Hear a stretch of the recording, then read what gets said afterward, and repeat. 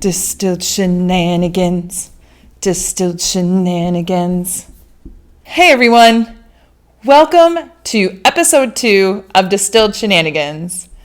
Today's episode is called the good old-fashioned distilling process. So I bet you can imagine what we're going to talk about today. Distilling 101 and the old-fashioned. I am hoping that you were able to catch episode 1. That was a labor of love. I'm embarrassed to say how long it took me to edit that because it was not good. I learned a lot. So today we're going to do an overview of the distilling process from start to finish. I'm going to keep it very high level and stay out of the weeds. So here we go. The very first thing that a distiller needs to know when creating a whiskey is what the mash bill is going to be. Mash bill is just a fancy word for the whiskey recipe. You're going to look at what kind of grain you want to put into your whiskey, and you're going to figure out how much of each grain you're going to put in your whiskey. Now, the different mash bills for the different whiskeys determine the flavor profile. It also determines the cost of the whiskey, and some grains are a little bit easier to deal with, so your efficiency of process will be different. So once you have completed the mash bill, you're ready to move on to making the mash. The distiller will take that recipe and mix all of the grain, mill the grains down so you can increase that surface area, mix it with water, and heat it. And this is going to help form more sugars and carbohydrates for the next process, where more magic happens in fermentation. We are taking those sugars and we are going to create alcohol and carbon dioxide gas through the addition of yeast to that mixture. Now, each distillery will have its own yeast or yeast blend that they like to use. And so the goal in the fermentation process is to get as much alcohol as possible. Fermentation step is completed when the wash stops generating carbon dioxide gas. Once we're done with fermentation, we move on to the distilling process. For bourbon or whiskey and rye, that's usually done in either a continuous column still or a pot still. Each has their own specific purpose and will create different flavor profiles, which we can get into in a different episode. Now, with the distilling portion of the process, you are going to boil what's left of that wash. And as that liquid boils, alcohol is going to turn into a vapor first. So the distiller will capture that vapor and condense it down and be left with alcohol and some impurities in the vapor, and then you'll be left with water and grain particles and impurities down into what didn't boil into the vapor. And the distiller will do that several times and get what they call cuts out of that distilling process. The first cut, as they call it, is the heads. A lot of times that is like straight methanol. It gets a little wild and woolly. Those will be pulled off. Next, you'll have the heart, the whiskey, and then final cuts will be the tails. And the heads and the tails are usually kind of tossed out. And when they deemed that they're done with distilling, they can blend some of those cuts together if they want to create a specific flavor profile that they're looking for, or not. And once that's done, we're ready for the aging process. Whiskey is typically matured in wooden casks with a slightly charred inside. Many whiskeys are aged in oak. The oak gives the whiskey that caramel color, and then the lightly char on the barrel will give some extra sugars that give some more flavor to that whiskey itself. And that will sit in that barrel, aging beautifully for as long as that distiller deems appropriate. The minimum that most whiskey is aged is 2 years, but a lot of times 4, 6, 10, and beyond. And finally, proofing. Once the distiller has determined that the whiskey has been completely matured in that wooden cask, it's time to bottle it and make it what it needs to be.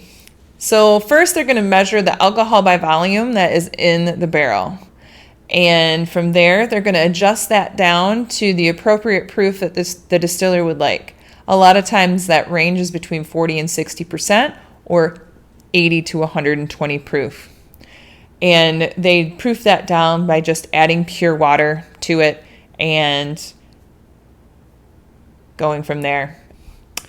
And there you have it. That is the quick and dirty distilled spirit 101. Now it's time for Libation Legends, coming to you from Lulu's Lounge. Today we're going to be talking about the Old Fashioned.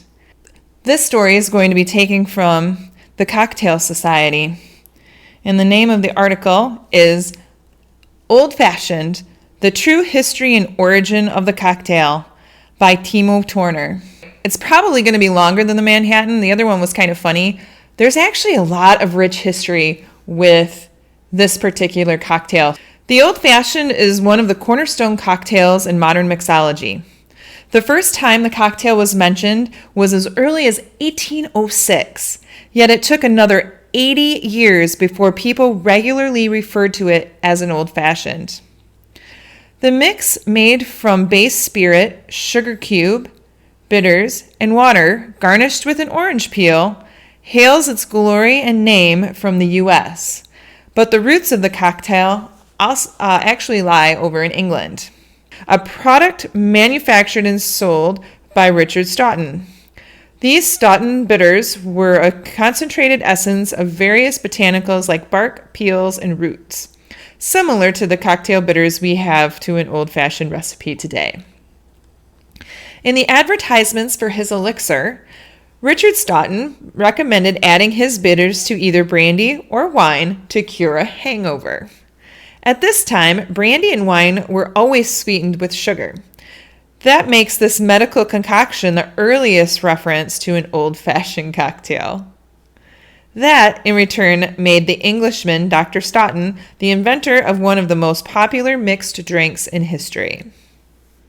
The story of the Old Fashioned began in 1806 when the Balance and the Columbian Repository published the first written explanation of the term. They defined a cocktail as a concoction of spirits, bitters, water, and sugar. The term old-fashioned cocktail did not come up until about 60 years after the term cocktail came up. In the meantime, the initial ingredients mentioned in the Balance and the Columbian Repository were twisted, changed, and modified a lot. A cocktail had changed, and additional ingredients like curacao, absinthe, and other liquors were part of it. Eventually, in 1862, the first recipe for the drink was published in a cocktail book, but there's no evidence for the drink's name. That took until 1880, when the drink was part of an announcement made by the Chicago Daily Tribune in regards to Samuel Tilden's withdrawal from the presidential elections. They wrote, "Hot whiskeys, Scotch and Irish, particularly the latter, sour mashes, and old-fashioned cocktails were drank in honor of the event." And just when you thought you were done with the history, we move into Prohibition. During 1920 to 1933, alcohol was banned, and bartenders started muddling fruity ingredients like a maraschino cherry or orange slice with the bitters and the sugar cube. This fruity addition to the cocktail recipe is most likely related to the poor quality of spirits, helping to cover the harsh and biting alcohol notes. In some places, until the 1990s, the fruit-driven version survived. Actually, in Michigan, it still survives today. Once the craft cocktail renaissance started, bartenders again respected the traditional recipe. In the case of the old-fashioned cocktails, that means whiskey, sugar cubes, bitters, and water. Fruit were only a form of garnish. and mostly limited to orange peels. The history of the old-fashioned. It's been a lot of places. Now you'll see that for mine, I prefer the classic way, although I still like to put, me and my cherries, I tell you what, I like to have the sugar, water, bitters, and whiskey, and then garnish with the orange. I like the scent of the orange peel in the glass. But if I'm out and about, I am definitely not mad if I get one with muddled cherry and orange. So if you want something that is more traditional, you most likely are going to have to ask the bartender for the traditional recipe. Well, I hope you enjoyed today's episode of Distilled Shenanigans. I look forward to see what's going to be next on the horizon. I think we're going to talk about how to taste whiskey so we can start tasting the whiskey. And remember, you only get one shot. Make a top shelf. Cheers, everyone.